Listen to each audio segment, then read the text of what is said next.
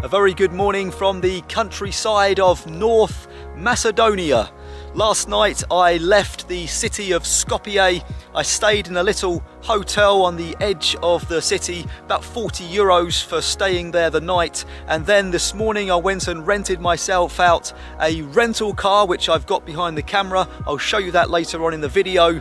I have driven about 20 kilometers now outside of Skopje, and I've arrived at this viewpoint which has all these lovely little houses set in the dip of the valley and then the mountains and forests behind that. Truly a magnificent scene. The plan today is to try and follow this road that is just behind me here now, and with a bit of luck it will take me to North Macedonia's largest artificial lake. There's also a viewpoint, so we'll maybe do a little bit of a hike to see if we can get to that, but I think it's going to be a good one. It's going to be a really fascinating week, I've got a feeling. So if you want to find out what is outside of the capital Skopje and in the countryside of North Macedonia, consider subscribing to the channel, consider joining me on this adventure.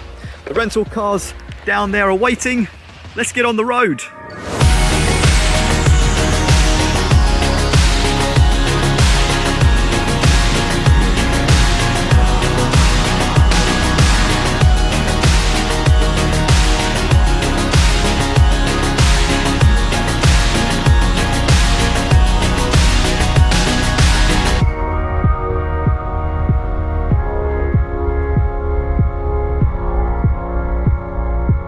Pleased to report that I've managed to find the lake, and that is a little restaurant at the top of the hill here.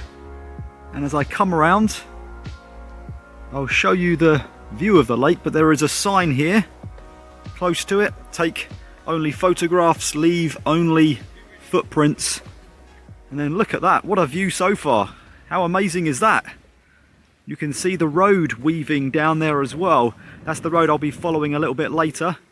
You can see it if I zoom in just there, you can see the road weaving along the mountainside and then the lake in the distance. So the plan now is I'm going to take hopefully about a 45-minute hike along the edge of this mountainside up towards those rocks over there.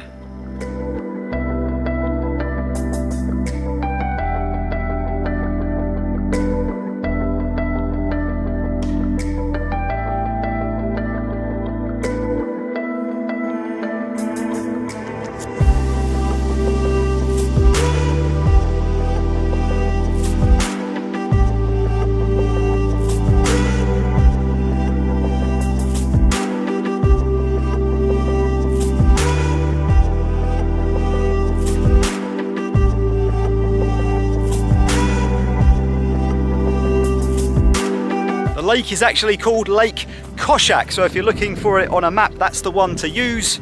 It is 32 kilometers in length, that's about 20 miles, and in places it is nearly half a kilometer wide and over 100 meters in depth. So it is a pretty sizable lake. As I said earlier, the largest artificial lake in the country. It's also a very recently created lake. In the 1990s, I think 1994 to be exact, the dam started to be built and it was completed in the year 2000. So the lake has only been here for a couple of decades.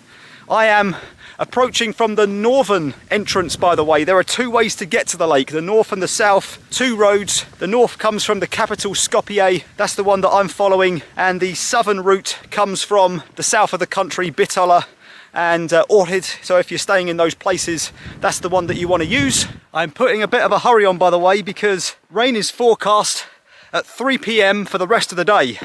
There's about an 80% chance. It is just coming up to 3 p.m, so I really want to get there and admire the view before it starts pelting down with rain, if it does.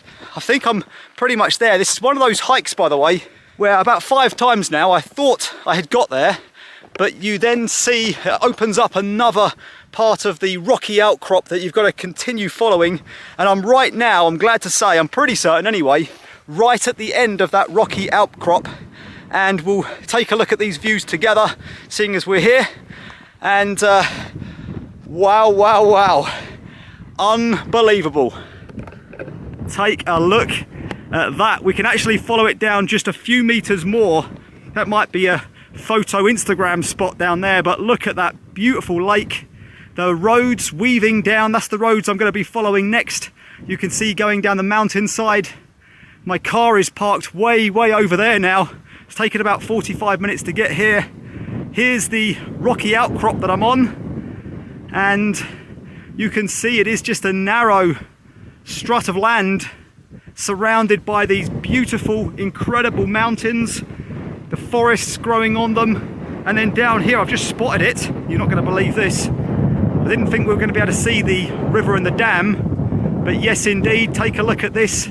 There's the river that winds through the canyon, and there's the dam that collects 300 million cubic meters of water inside the lake.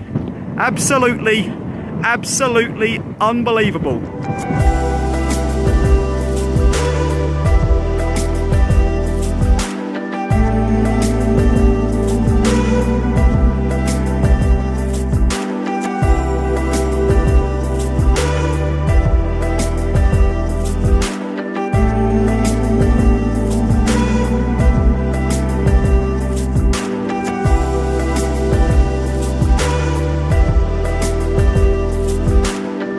Before I go, I'm coming down a little bit further to about as far as I'm going to hike, which is here. But you can see there is a scramble down onto the ridge line there. You can see, if I zoom in a little bit more, you can see the ridge line, and I've seen people having their photographs taken on the internet way down there on that peak. And to be fair, what a place to have your photograph taken. Instagram, eat your heart out. You'll probably not get a better shot.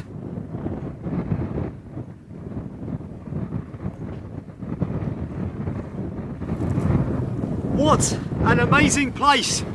I can't believe just how quiet it is. I saw a couple when I was leaving the car at the restaurant, and I haven't seen a single person since. It is crazy considering the magnificent view and area that this truly is. Okay, right, let's head back to the car and see if we can top this. I very much doubt it, but we'll try.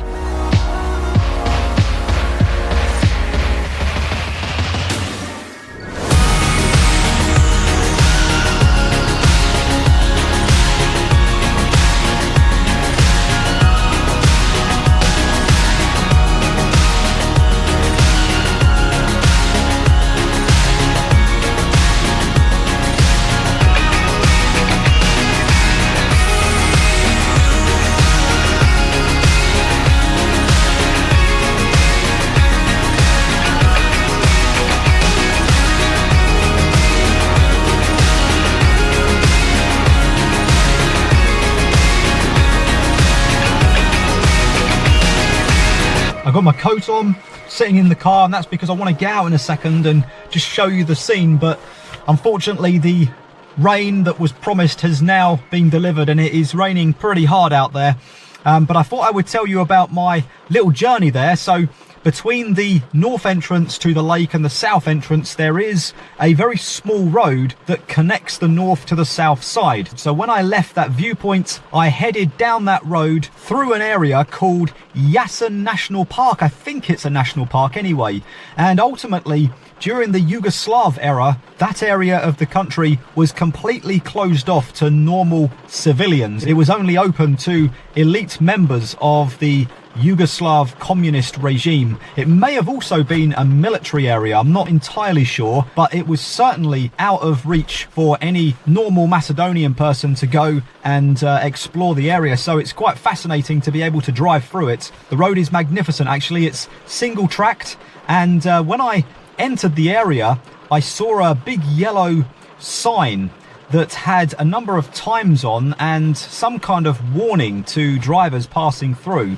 And I was driving through one of the times that was listed on the sign, so I wasn't sure whether or not I should be entering that area. I decided just to go for it, and I'm glad I did. I didn't see another car or another person on the 30 minutes that it took me to get down that road. The only person that I did see is some kind of security guard, maybe. He was in a control box, and I thought it was empty, so I wound the window down to take some video, and I realized he was sitting in there giving me the go-ahead to go through. So at least I know that I was allowed to drive down there in the end, so that's good. I also, whilst I was going around the really tight bends and the 15-degree gradients and trying to stay focused on the road whilst also making sure I'm heading in the right direction and all of those things, I also spotted a abandoned village. It looked like, anyway. It was about 5 or 6 houses in the woods. It all looked overgrown. The rain is coming down hard, as I said. So what I'm going to do is just show you where I am at the moment. Here we go. When I was at the viewpoint, I was way up there somewhere, and now I'm getting closer to the water's edge, although I'm not there yet. So it looks like we have hunting ground here, some English, not sure what that says. And then underneath, again, I think this is Macedonian, and same here as well, although that word there is the same as that word there. So maybe it's all about the hunting ground that is somewhere on the edge of the lake. I have, by the way, a Fiat Panda. It's got a Macedonian license plate there. Hired it from Hertz. It is pretty new, about 2,000 kilometers on the clock. It's clean, it's tidy, runs well. It is unleaded petrol, and it is definitely serving me well. I've got it for 6 days. I think it might have gone into a 7th actually. And it is costing £105, which is about 110, 120 euro. That's the first car or person I've seen in about 2 hours. Unreal. Anyway, so good deal on the rental car. Hopefully it will serve me well, and I'm going to get back in the road now with these incredible views to my right, and we'll see what else we can find.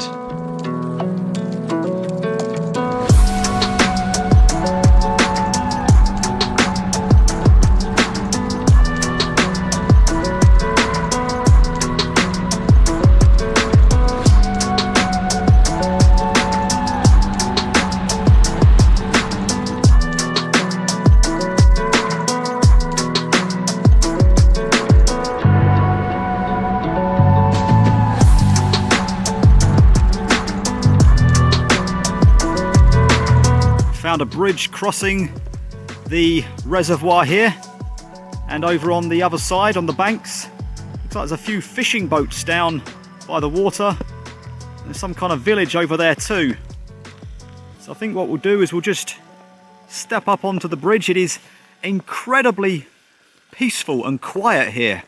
There is not a sound apart from the rain. Earlier I showed you the dam from up on the viewpoint, and it looked so tiny from up there, but just to let you know that dam is 130 meters tall, which is way over 400 feet, and its primary purpose is to regulate the water levels here in the lake. It is also used to produce power. So it is used for a number of different reasons, but I'm on the bridge now. You would think it is a pedestrian bridge because it is so quiet, but it is not. It is a vehicular bridge. You can drive across it. The lake on both sides just looks so relaxing and peaceful. Let me just show you down here. We're quite a way above it still. What a stunning area. I'd love to go driving on the other side of this lake and maybe visit a few of these little villages and just see what's about. It is really hard to get information on any of this stuff on Google or on the internet.